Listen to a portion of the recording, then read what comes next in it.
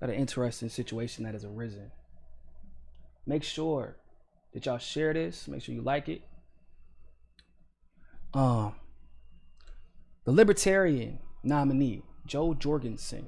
I hope I said her name correctly. But Jo Jorgensen has thrown some shots at Tulsi Gabbard. She said that, you know, although she agrees with her one policy, well, she said Tulsi only has one good policy. However, she is horrible on domestic issues. And she said that Tulsi was actually the most dangerous candidate out of all the potential Democratic nominees. This is the same candidate, people, or this is the same Democratic primary that had somebody who is literally suffering from dementia and was a segregationist. A black woman who might as well be a segregationist. A white woman who pretended to be indigenous American and got caught by the president that she's supposed to run against. A woman who is responsible for letting off Derek Chauvin, who eventually ended up killing George Floyd. I mean, really, the list kind of goes on. I feel like I shouldn't have to. After those four, you shouldn't even have had to think. You should have never even got to Tulsi's name as far as who's worse, as far as the Democratic candidates are concerned.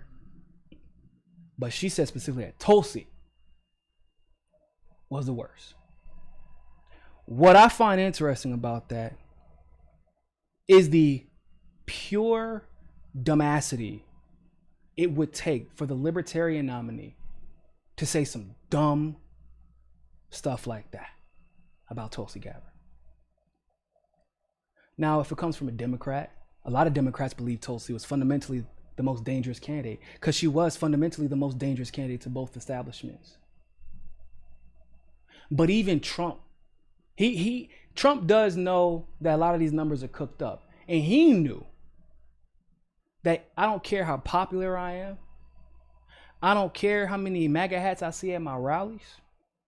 I don't care how many times Tulsi has called me out on Twitter, on mainstream media, on independent media, etc. I'm not talking trash about Tulsi Gabbard because y'all can believe those numbers if you want to. I know the facts, and I know that she has a coalition that is broad and far-reaching. And that is especially true for libertarians, Jo Jorgensen. In fact, your party tried to get Tulsi to be the nominee multiple times. Most of them wanted Tulsi to be the nominee. And then it was Justin Amash, who I know wanted Tulsi to be the VP nominee. He wanted Tulsi on the VP ticket. So and by the way, Libertarian officials told me that Justin Amash wanted Tulsi so it wasn't Justin Amash's campaign per se. It was Libertarian Party officials wanted Tulsi to be VP nominee for Justin Amash. So they wanted her to be the nominee. They were okay with her being the VP nominee. You were basically the last resort, if I'm being honest. What do you not like about Tulsi's policies? Like, what could be so bad that you would risk ostracizing a massive voting bloc that was largely considering voting for you, that, if I'm being honest, are very, very loyal to Tulsi for very good reason? Until someone else is going to introduce election fraud legislation, until someone else is going to introduce climate change legislation as great as hers, until someone else is going to try to decriminalize all drugs, until somebody else is going to ban all private prisons, until someone else is going to address foreign policy in a way that is actually productive, until someone else is going to introduce single payer plus legislation, until someone else is going to call the Democratic Party and Republican parties, until someone else is going to introduce UBI before the quarantine instead of pretending like they want UBI after the quarantine and still, of course, doing nothing to actually address it, until someone else is going to introduce the No More Presidential Wars Act so we can hold presidents accountable. Until someone else is going to introduce a Fairness in Media Act. Until someone else is going to introduce legislation to demilitarize the police. Until someone else do all those things, I perfectly understand the loyalty to Tulsi. Because ain't nobody else about to introduce any of that shit, as we have seen. A lot of the people who voted for Tulsi in the primary are from your party. Or they used to be part of your party. And they specifically switched to Tulsi and were probably strongly considering voting for you in the general election. And now that's probably not going to be the case. Because for some reason, third parties felt like, hey, I got a bright idea. I know this is like the worst possible time to do this, but can we shoot ourselves in the foot with a shotgun right before the parties are right before the election where both parties are the most vulnerable? Right? It makes perfect sense. That's why Howie and Joe, they must have collaborated and said, let's just shoot ourselves in the foot by attacking the candidate in the Democratic Party that most people from the Green Party and the Libertarian Party like most, as far as the Democratic candidates are concerned. What the hell? What are you doing? There are some people whose bar was so low that they didn't even care about anything else involving domestic policy. They were happy about your foreign policy. They were like, well, as long as she's an anti-interventionist, I'll settle for that. Because they don't even want to vote for Howie anymore because he shot himself in the foot so much. And then you do the one thing that Tulsi supporters have had quite enough of over the last 2 years. You smear Tulsi. Inexplicably.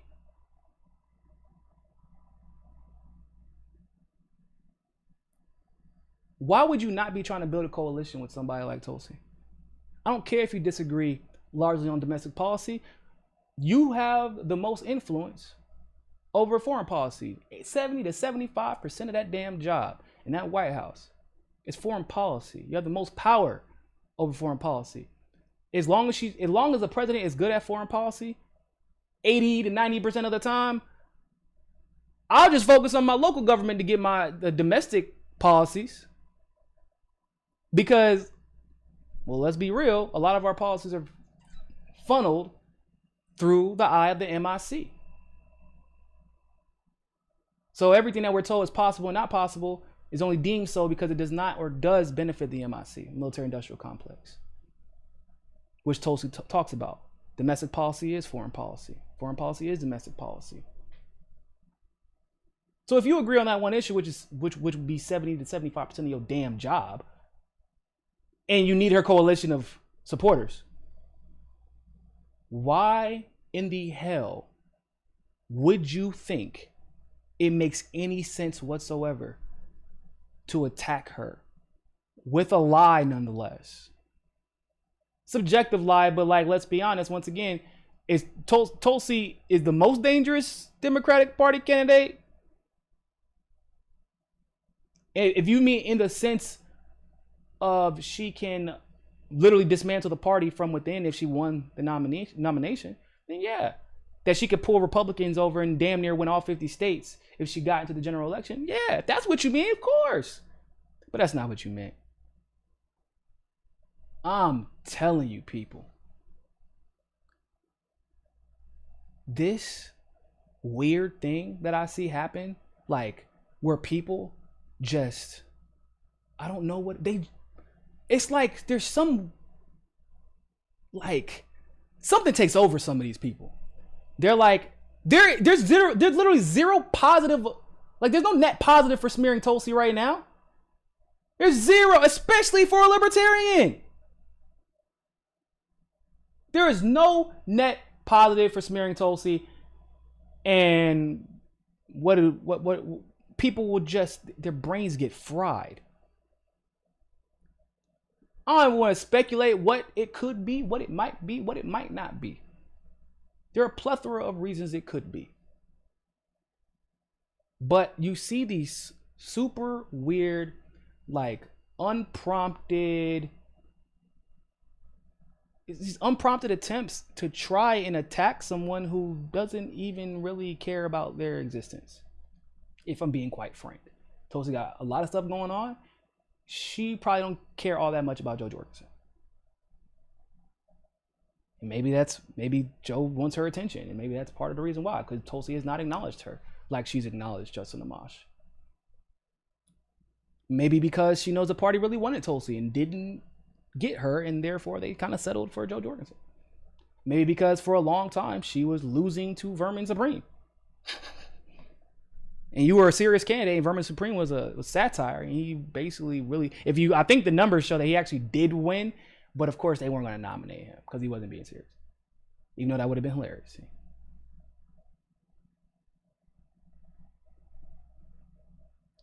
So maybe once again it's personal, and the beef doesn't make any sense because the beef is not worthy of being beef to begin with. It's not a beef, it's a personal problem. There is no beef because Tulsi, once again, probably could care less about your existence, if I'm being honest. She's all about live and let live. And she probably don't care about your life. And the Libertarian Party made it clear, or at least a lot of members of the Libertarian Party made it clear how much they love Tulsi. And Libertarian voters even made it clear that they would probably prefer Vermin Supreme over you. So I guess that's why maybe it's kind of awkward, though. I'm not gonna lie.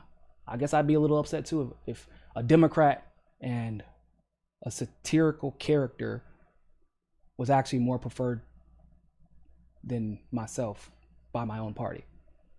Probably would be upset as well. But I'm telling you, bruh, it's super weird that these third party people just are like, the ones who end up not winning understand the necessity to build a coalition, are making all the right moves, and are actually probably the best candidates. And then the ones who get the nomination just like I said, they begin taking a machine gun to both of their feet, like completely unprompted. Doesn't make any sense. Why? Like there's no positive outcome that could come of the smears, of the lies, of the attacks, of the suppression. Like you see it with the Howie Hawkins campaign, unforced errors, over and over again. Unforced errors that anyone with common sense would avoid, including Donald Trump, who is smart enough.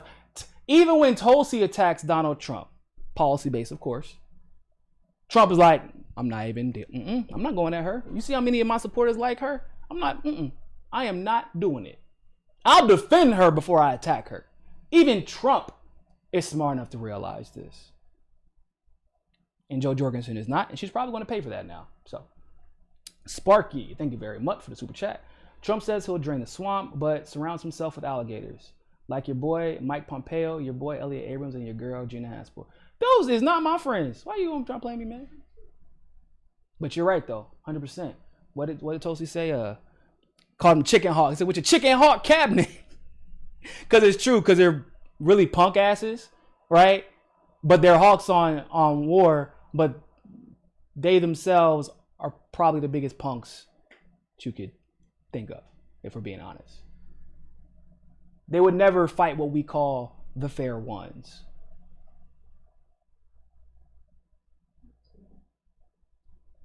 So, what's up? What are they? Oh, I see one says, Sparky, thank you very much. Military industrial complex keeps Tulsi down. 100%. We knew that was coming. I said from the beginning that was coming. I said when she first announced, this is before I even endorsed, I said, you're going to see smears immediately. And the more smears you see about her, the more you should probably think that that's the candidate you should be voting for. Because that's basically how we should be determining who we should be paying attention to and who we should be taking seriously as an ally for the people. They don't smear people who are enemies of the people. They don't smear candidates who are enemies of the people, who are working fundamentally for the powers that be rather than us. They don't smear those candidates. They smear the Tulsi Gabbards. That's who they smear. And it was obvious from the beginning who they were like, it got to the point where they even showed that as long as they could stop Tulsi, they were okay with Bernie. That's where it was getting to. Now, of course, they were able to, I mean, the coronavirus kind of threw a wrench in everybody's plans, but it was still, you were still seeing signs of that. Yeah, Bernie was smeared, but it was not even close to what Tulsi dealt with, where she didn't even have defense from her good friend. Sparky, you said it needs to be a replacement party. A third party is not possible without ranked choice voting. Yeah, what we need is people advocating for ballot initiatives. That's what we need, more so than parties. I mean, parties are good because, like, what MPP is a party, but they're focusing right now on ballot initiatives and ballot access to make them a viable party in several different states. That is what we need, and I love it. I love it. If you like that segment of Mikasa Sukasa, don't forget to like the video and smash that subscribe button. Want access to members only live streams, behind the scenes footage, and other premium content? Well, you can endorse us on Rockfin Premium, become a patron through Patreon, or you can sign up for the MCSC Premium membership through YouTube. All the links are in the description below. But hey, more than anything else, always remember, Find your balance. Find your balance. Find your balance. Find your balance. Find your balance. Find your balance. Find your balance. Always remember, more than anything else, find your balance. peace.